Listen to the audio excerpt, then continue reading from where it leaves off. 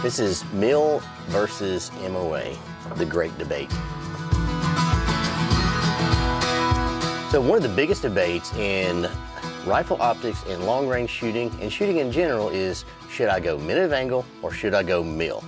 And it's as passionate a debate as the non-MIL versus 45. So if you take a circle and break it down into 360 degrees, and then take one of those degrees and break that into 60 equal parts, so 1/60th of 1 degree is 1 minute of 1 angle, and that is the minute of angle.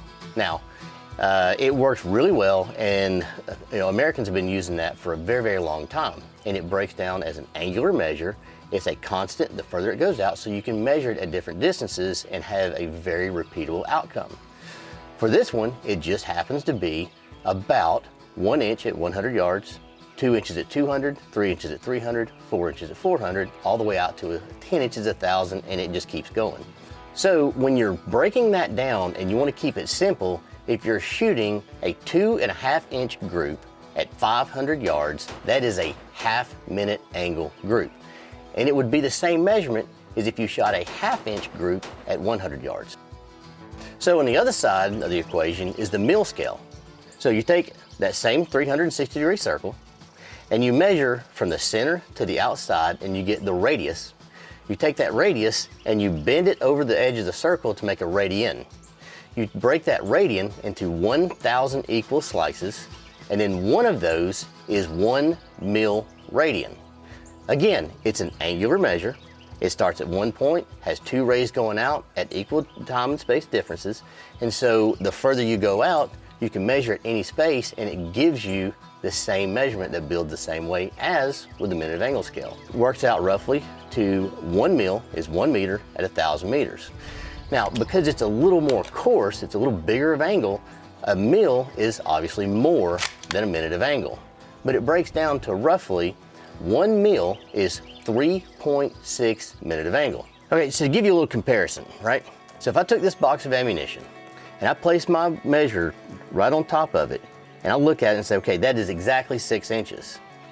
That's 6 inches. But if I turned it over and I laid it back down with a different scale and I said, well, that's also 15.25 centimeters.